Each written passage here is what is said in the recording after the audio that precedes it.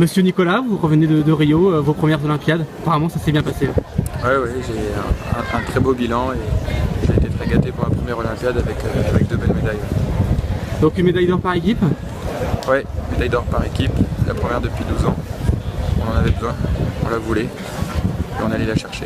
Et vous étiez le dernier à partir au sac là? Ouais, c'est ça. J'étais condamné au sans faute et finalement ça m'a aidé parce que d'avoir la pression de l'équipe était très positive pour moi et ça m'a transcendé. Donc, ça s'est vraiment bien passé ce tour olympique. Vous êtes quelqu'un qui supporte bien cette pression, parce que là c'est une sacrée pression quand même. Ouais, mais là ça m'allait, là, je l'aimais bien celle-ci. Et cette médaille aussi, médaille d'argent, bon, pas une déception je pense pas. Hein. Non, le gars était intouchable devant, donc c'est déjà un honneur d'être le meilleur à part Michael Young, on va dire. Je pense aussi qu'on peut le rattraper pour Tokyo, c'est un peu ça l'objectif. Non, il n'y a que des satisfactions aujourd'hui. À peine arrivé de Rio, vous pensez à Tokyo? Ah oui, parce qu'il faut plus d'une Olympiade pour préparer les chevaux, parce que souvent on les achète jeunes.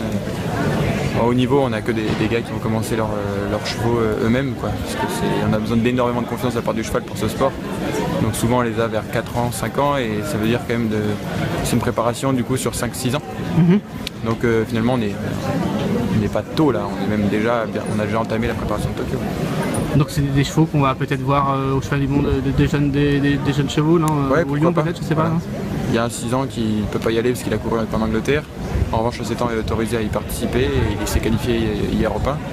Donc j'espère qu'on le verra là-bas. Ouais. Donc c'est vos premiers JO, quelle ambiance? Une ambiance, pour dire un peu comme tout le monde, mais c'est vrai, assez exceptionnelle.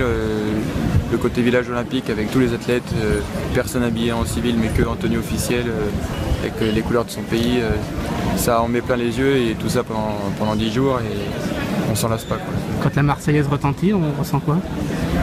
Beaucoup d'émotions comme à chaque fois, c'est un hymne que j'ai beaucoup de plaisir à entendre et à chanter. Et là c'était la consécration de tout notre boulot depuis 4 ans. Ça fait 4 ans que la France essaie de remonter des abysses, puisqu'on n'était quand même pas au mieux dans le rang mondial, et puis maintenant on revient à une nation de premier plan. Alors c'est une médaille d'or, pas n'importe laquelle, en plus la première médaille du clan français. Ça a eu beaucoup de répercussions ici, vous en êtes rendu compte? On s'en est rendu compte parce qu'on nous l'a beaucoup dit, ça, c'est quelque chose qu'on ne savait pas du tout sur le moment.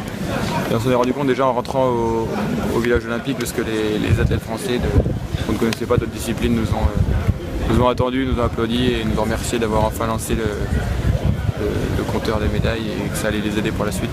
Et vous étiez au village olympique vous-même, hein? Ouais.